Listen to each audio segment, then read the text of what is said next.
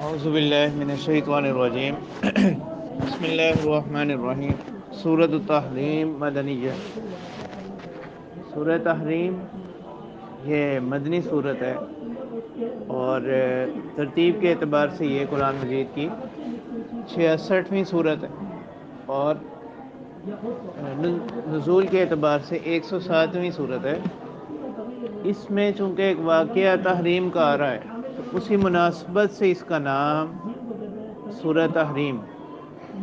12 آیات اور 2 رکوع ہیں۔ تو شان نزول اس صورت کا یہ ہے کہ آپ صلی اللہ علیہ وسلم کا معمول تھا کہ آپ عصر کے بعد تمام ازواج مطہرات کے گھروں میں تھوڑی تھوڑی دیر کے لیے تشریف لے جاتے۔ اسی طرح ایک دن ایسا ہوا کہ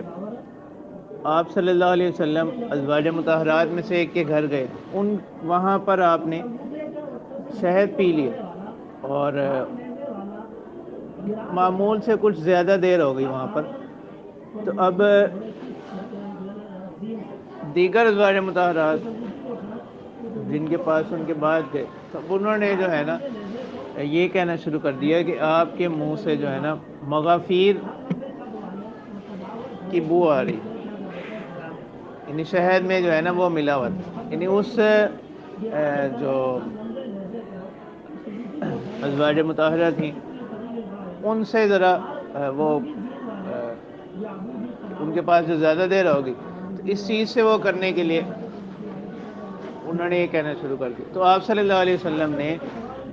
اس پر یہ قسم کھا لی کہ اب میں آئندہ سے جو ہے نا شہد نوش نہیں فرماؤں،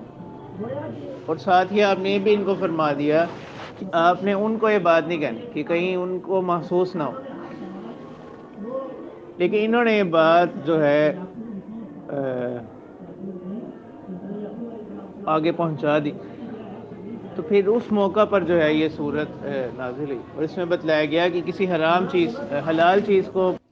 قسم وغیرہ کھا کر اپنے اوپر حرام کر لینا یہ درست نہیں ہے۔ جائز تو ہے البتہ خلاف اولا ہے، اور آپ صلی اللہ علیہ وسلم کے ذریعے سے اصل میں مقصود جو ہے نا لوگوں کو تعلیم دے۔ تو یہ شریعت اللہ تعالیٰ کی ایک حکمت ہے کہ اللہ تعالیٰ نے بہت سے کام تعلیم امت کے لیے وہ آپ صلی اللہ علیہ وسلم سے کروائے گئے تاکہ لوگوں کو کیا ہو جائے، پوری طرح ان کے ذہنوں میں یہ جو مضمون ہے اس کا اثر ہو جائے۔ تو اب کسی چیز کا، کسی حلال چیز کا ترک کر دینا اس کی مختلف صورتیں ہیں، یعنی اس واقعے سے ہٹ کے عام حالات میں ایک تو ہے کہ عقیدتاً کسی چیز کو کیا ٹھہرا دے، حرام ٹھہرا دے، کسی حلال چیز کو عقیدتاً کیا قرار دے دینا، یہ تو کیا ہے کفر اور گناہ عظیم۔ اور دوسری صورت اس کی یہ ہے کہ بغیر کسی مصلحت کے، یعنی اعتقاداً تو نہیں، بغیر کسی وجہ کے، بغیر کسی مصلحت کے قسم کھا کر کسی حلال کو اپنے اوپر کیا کر لینا، حرام کر لینا، تو یہ بھی جائز نہیں ہے۔ تو ایسی صورت میں کفارہ ادا کر کے اپنی قسم توڑ دیں اور اس کا کیا کریں، کفارہ ادا کریں۔ تیسرا یہ ہے کہ نہ تو عقیدتاً ایسا ہو اور نہ ہی بغیر کسی مصلحت کے قسم وغیرہ کھا کر ایسا ہو، مگر جو ہے ایسا ہو کہ عملاً اس کو کیا کر لے، اس کو ترک کرنے کا عزم کر لے۔ پھر یہ عزم کی بھی 2 صورتیں ہیں، اگر تو یہ کیا ہو ثواب کی نیت سے ہو، یعنی کسی مباح چیز کو ترک کرنا اس کے عزم کی نیت کر لی، اور اگر یہ نیت ثواب سمجھ کر کی ہے تو پھر یہ کیا ہے رہبانیت ہے جس کی ممانعت کی گئی۔ جیسے حدیث مبارکہ میں آتا ہے لا رہبانیت فی الاسلام، کہ اسلام میں کیا نہیں ہے، کوئی رہبانیت نہیں ہے۔ اور اگر کسی چیز کو عملاً ترک کرنا کسی علاج وغیرہ کی غرض سے ہو تو پھر یہ کیا ہے اس کی اجازت۔ اور صوفیاء کے ہاں جو اس طرح کے واقعات منقول ہوتے ہیں کہ انہوں نے مباح چیزوں کے استعمال کو ترک کر دیا، وہ اسی صورت پر محمول ہے۔ تو اللہ تعالیٰ فرما رہے ہیں یا ایھا النبی لم تحرم ما احل اللہ لک، کہ اے نبی آپ کیوں حرام ٹھہراتے ہیں اس چیز کو ما احل اللہ لک کہ جو اللہ تعالیٰ نے آپ کے لیے حلال کی، تب تغی مرضات ازواجک آپ چاہتے ہیں اپنی ازواج کی رضامندی کو۔ تو یہ بھی ایک یعنی یہ کوئی ازواج مطہرات کے حوالے سے جو واقعہ پیش آیا تو اس میں ان کی کوئی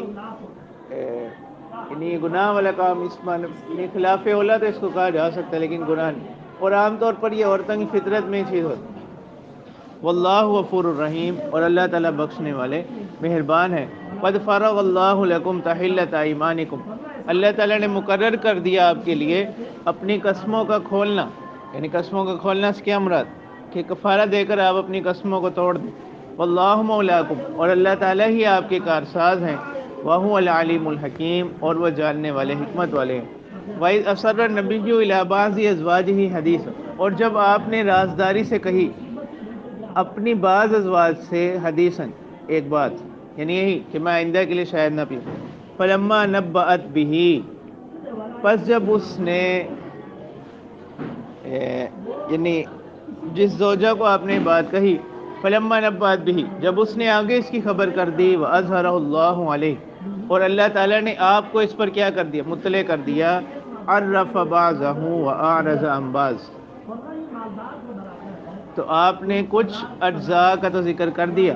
وَأَعْرَضَ عَن بَعْضٍ اور کچھ اجزاء سے کیا کیا، ذکر نہیں کیا، ان کو اس سے اراض کیے۔ تو اس سے بھی یہ تعلیم حاصل ہو گئی کہ اگر کسی کو تنبیہ بھی کرنی ہو کسی بات پر تو اس میں بھی حتی الوسع اس بات کا خیال رکھنا ہے کہ اس کی عزت نفس مجروح نہ ہو۔ کچھ اجزاء کا ذکر کر دیا، کچھ اجزاء کو چھوڑ دیا، تاکہ مخاطب جو وہ پہلی والی زوج ہیں ان کو اس میں کیا نہ ہو، کوئی شرمندگی وغیرہ نہ ہو۔ فلما نبأ به پس جب آپ نے ان ازواج مطہرات میں سے ان زوجہ کو آپ نے اس کی خبر کر دی، قالت من انبأک ھذا تو انہوں نے پھر آپ صلی اللہ علیہ وسلم سے سوال کیا کہ کس نے آپ کو اس کی خبر کی؟ قال نبأنی العلیم الخبیر تو کہہ دیجئے کہ مجھے اس کے بارے میں بتلایا العلیم الخبیر جاننے والے باخبر۔ اب گو کہ یہ یعنی جب کئی بیویاں تو ان میں ایک کسی حد تک یہ چیز فطرت میں بھی عورت کی ہوتی ہے تو یہ ایک فطری امر، لیکن چونکہ ازواج مطہرات کی جو شان ہے وہ بہت زیادہ بلند ہے تو اللہ تعالیٰ کو ان سے ایسے عمل کو بھی اللہ تعالیٰ نے ان کے ساتھ باقی نہیں رکھا۔ تو اب حکم دیا جا رہا ہے ان تتوبا الی اللہ فقد صغت قلوبکم یعنی اگر تم کیا کر لو، رجوع کر لو اللہ کی طرف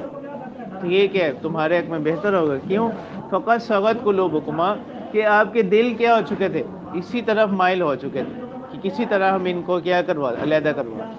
وَإِن تَظَاهَرَ عَلَيْهِ اور اگر آپ یہ سوچ رہی ہیں کہ اس کے ذریعے سے آپ کیا ہو جائیں، وَإِن تَظَاهَرَ عَلَيْهِ تو اس سے معلوم ہوا کہ دو ازواج مطہرات کہ اگر آپ وَإِن تَظَاهَرَ عَلَيْهِ یعنی غلبہ پالیں اس ذریعے سے کس پر، علیہ پیغمبر پر، فَإِنَّ اللَّهَ هُوَ مَوْلَاهُ وَجِبْرِيلُ وَصَالِحُ الْمُؤْمِنِينَ تو جان لیں کہ اللہ تعالیٰ وہ ان کے کارساز ہیں، وجبریل اور جبریل وصالح المؤمنین اور نیکوکار مؤمنین، والملائکۃ بعد ذلک ظہیر اور دیگر فرشتے اس کے بعد وہ کیا ہیں مددگار۔ عسى ربه ان طلقكن ان يبدله ازواجا خيرا منكن مسلمات مؤمنات قانتات تائبات عابدات سائحات طیبات وابکار۔ اللہ تعالیٰ فرما رہے ہیں کہ عسى ربه ان طلقكن یعنی ان کے پروردگار امید ہے کہ ان کو ان طلقکن اگر یہ آپ لوگوں کو طلاق دے دیں، ان یبدلہ کہ اللہ تعالیٰ بدل دیں ان کے ساتھ ازواجن بیویاں خیرا منکن جو آپ لوگوں سے بہتر ہوں، مسلمات اطاعت گزار، مؤمنات ایمان والی ہیں، قانتات فرمانبرداری کرنے والی ہیں، عبادت کرنے والی، تائبات توبہ کرنے والی، عابدات عبادت کرنے والی، سائحات روزہ رکھنے والی ہیں، خرچ کرنے والی ہیں، روزہ رکھنے والی ہیں، سیبات یعنی بیاہی ہوئی، وابکارا اور کماریاں۔ یا ایھا الذین آمنوا قوا انفسکم واہلیکم نارا۔ اب یہاں سے اللہ تعالیٰ ایک اہم فریضے کی طرف اشارہ فرما رہے ہیں، وہ یہ کہ اگر کوئی شخص خود اس کو اللہ تعالیٰ نے اس بات کی توفیق بخشی ہے کہ وہ شریعت کے راہ پر چل رہا ہے، فرائض کو بھی پورا کر رہا ہے، واجبات کو بھی پورا کر رہا ہے، جو بھی شرعی مطلوب ہیں اس سے ان کو پورا کر رہا ہے، تو صرف اتنا کافی نہیں ہے، بلکہ جو لوگ اس کے ماتحت ہیں ان کی بھی اصلاح کی فکر کریں۔ یعنی جو گھر کا سربراہ ہے وہ اپنے بیوی بچوں کی بھی اصلاح کی کیا کرے، فکر کرے۔ اس حدیث مبارکہ میں آتا ہے کہ الا کلکم مسئول وکلکم مسئول عن رعیتہ، کہ تم میں سے ہر ایک جواب دہ ہے اور تم میں سے ہر ایک سے سوال کیا جائے گا اس کی رعیت کے بارے میں، یعنی جو لوگ اس کے ماتحت تھے اس نے ان کے ساتھ کیا کیا۔ مثلا اگر ایک گھر کا سربراہ ہے تو اس سے اس کے بارے میں، ایک ریاست کا سربراہ ہے تو اس سے عوام کے بارے میں سوال ہوگا، ایک استاد ہے اس سے اپنے طلباء کے بارے میں کیا ہوگا، سوال ہوگا۔ یا ایھا الذین آمنوا قوا انفسکم واہلیکم نارا، اے لوگو جو ایمان لائے، قوا انفسکم یعنی بچاؤ اپنے نفسوں کو، واہلیکم اور اپنے گھروں والوں کو، نارن آگ سے، وقودها الناس والحجارہ اور اس کا ایندھن کیا ہوگا، لوگ اور پتھر، علیہا ملائکۃ غلاظ اور ان پر فرشتے مقرر ہیں اس آگ پر، غلاظ سخت مزاج، شداد قوت والے، لا یعصون اللہ ما امرہم کہ وہ نہیں نافرمانی کرتے اللہ تعالیٰ کی، ما امرہم جو اللہ ان کو حکم دے دیں، ویفعلون ما یؤمرون اور وہ کرتے ہیں جو حکم دیا جاتا ہے۔ یا ایھا الذین کفروا لا تعتذروا اليوم، اے کافرو مت عذر کرو آج کے دن، انما تجزون ما کنتم تعملون تمہیں تمہارے اعمال کا ہی بدلہ دیا جاتا ہے۔ یا ایھا الذین آمنوا توبوا الی اللہ توبۃ نصوحا، اے وہ لوگوں جو ایمان لائے توبہ کرو، رجوع کرو اللہ کی طرف، توبۃ نصوحا نصیحت والی توبہ۔ توبۃ نصوح سے کیا مراد کہ اس طرح انسان توبہ کرے کہ آئندہ وہ کیا نہ کرے، گناہ نہ کرے۔ اور بعض حضرات فرماتے ہیں اس کی تفسیر یہ ہے کہ گناہ پر ندامت کا اظہار کریں، اور بعض حضرات فرماتے ہیں کہ اب گناہ سے اسی طرح نفرت کریں جیسے پہلے اس سے کیا کرتا تھا، محبت کرتا۔ تو یہ ہے کہ توبۃ النصوح۔ اور توبہ کی 3 شرائط علماء نے بیان کی، ایک تو یہ کہ ندامت کا اظہار کرنا، ٹھیک ہے، اور فی الفور گناہ سے کیا ہو جانا، علیحدہ ہو جانا، اور تیسرا یہ کہ آئندہ کے لیے گناہ نہ کرنے کا پختہ عزم کر لینا۔ پھر بھی اگر انسان چونکہ کمزور ہے، اگر کسی بشری تقاضا کے تحت کوئی گناہ سرزد ہو بھی جائے تو پھر دوبارہ اس پر فوراً کیا کریں، استغفار کریں۔ جیسے حدیث مبارکہ میں آتا ہے کل بنی آدم خطاؤن، کہ ہر بنی آدم جو ہے وہ خطا کار ہے، وہ خیر الخطائین التوابون اور بہترین خطا کار وہ لوگ ہیں جو توبہ کرنے والے۔ عسیٰ ربکم ان یکفر عنکم سیئاتکم، امید ہے کہ تمہارا پروردگار ان یکفر عنکم سیئاتکم کہ وہ ہٹا دے تم سے تمہاری سیئات کو، ویدخلکم اور تمہاری خطاؤں کو تم سے دور کر دیں اور تمہیں داخل کریں ایسے باغات میں، تجری من تحتها الانہار جن کے نیچے سے نہریں بہتی ہیں، یوم لا یخزی اللہ النبی کہ جس روز اللہ تعالیٰ نہیں مایوس کریں گے پیغمبر کو، والذین آمنوا معہ اور ان لوگوں کو جو ان کے ساتھ ایمان لائے۔ اب یہاں پر عصا کا لفظ آ رہا ہے تو اس میں بھی اشارہ اسی طرف ہے کہ مغفرت اللہ تعالیٰ کی طرف سے جو ہے وہ عصا کس کے لیے، امید ترجی کے لیے آ رہا ہے، اس میں اشارہ اس طرف ہے کہ مغفرت جو ہے اللہ تعالیٰ کی طرف سے کہ محض اللہ تعالیٰ کے فضل سے ہے، یعنی کوئی بھی شخص وہ اپنے اعمال پر صرف بھروسہ نہ کرے۔ نورہم یسعی بین ایدیہم، ایک نور ہوگا جو دوڑتا ہوگا ان کے سامنے، وبایمانہم اور ان کے دائیں، یقولون ربنا اتمم لنا نورنا اور وہ کہیں گے کہ اے ہمارے پروردگار پورا کر دیجئے ہمارے لیے ہمارا نور، واغفر لنا اور ہمیں بخش دیجئے، انک علی کل شیء قدیر بے شک آپ ہر چیز پر قادر ہیں۔ یا ایھا النبی جاہد الکفار والمنافقین واغلظ علیہم، کہ اے نبی آپ جہاد کیجئے کفار سے اور منافقین سے اور ان پر سختی کیجئے، ومأواہم جہنم، اور ان کا ٹھکانہ جہنم ہے، وبئس المصیر، اور بری جگہ۔ تو یہاں منافق سے مراد اعتقادی منافق، یعنی جو ظاہر میں تو ایمان کا دعویٰ کرے مگر تصدیق قلبی نہ ہو۔ اعتقادی منافق کا حکم یہی ہے کہ یہ آپ صلی اللہ علیہ وسلم کے زمانہ میں تو ان کا علم ہو سکتا ہے، اس کے اس وقت وہی نازل ہو رہی، تو آپ صلی اللہ علیہ وسلم کے دنیا سے ظاہری پردہ فرمانے کے بعد اب بھی اس پر مطلع ہونا ہی ممکن ہے۔ تو البتہ عملی منافق کی کچھ نشانیاں وہ حدیث میں کیا کی بتلائے گی۔ ضرب اللہ مثلا للذین کفروا امرأۃ نوح وامرأۃ لوط۔ اب یہاں سے اللہ تعالیٰ دو مثالیں بیان کر رہی ہیں۔ ایک تو یعنی پیچھے آیا تھا نا، یا ایھا الذین آمنوا قوا انفسکم واہلیکم نارا، اس میں تو ایک ذمہ داری کی طرف اشارہ تھا۔ اب یہاں جو خود مکلف شخص ہے اس کی ذمہ داری کو بتلایا جا رہا ہے کہ اللہ تعالیٰ فرما رہے ہیں کہ کوئی بھی شخص اس کی آخرت میں کامیابی کے لیے بنیادی شرط جو ہے نا وہ ایمان،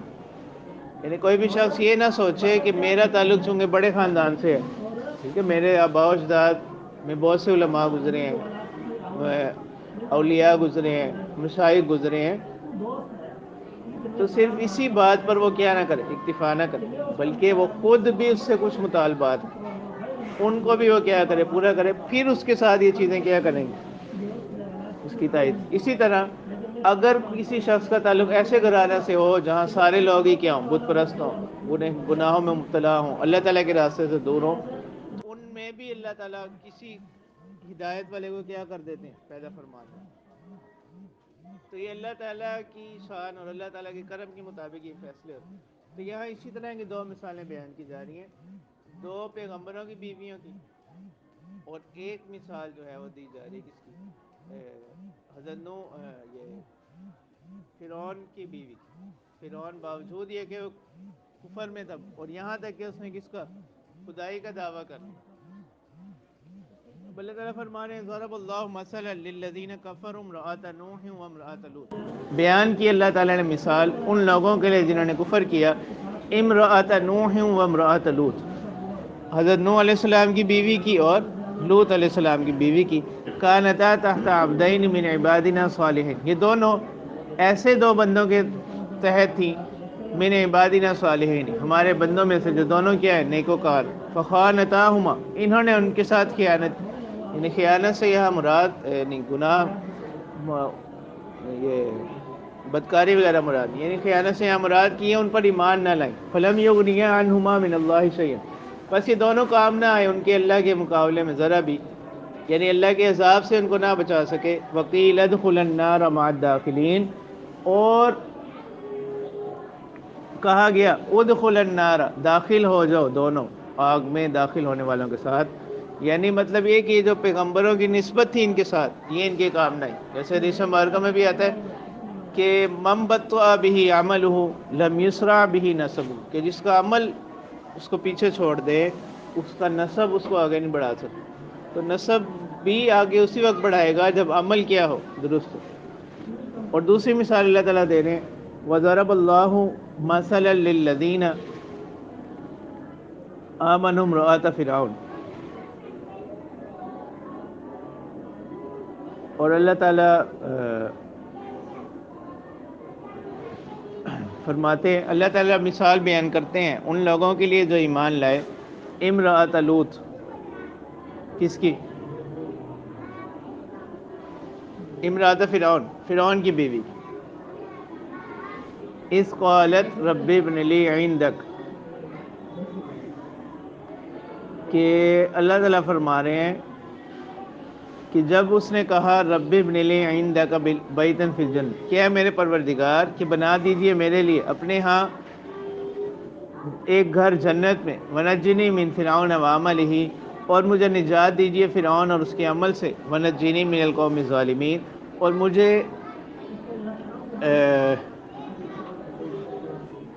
نجات دیجئے من القوم الظالمین، ظالم قوم سے۔ ومریم ابنت عمران اللتی، اور اسی طرح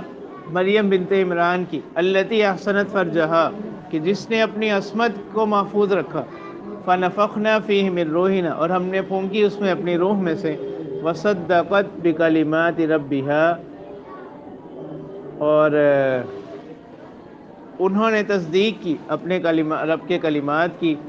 وکتبہ، اور ان کی کتابوں کی، وکانت من القانتین، اور وہ تھیں فرما برداروں میں سے، اطاعت گزاروں میں سے۔ چلیں یہاں تک سورہ تحریم جو ہے یہ آپ کی الحمدللہ مکمل ہوگی۔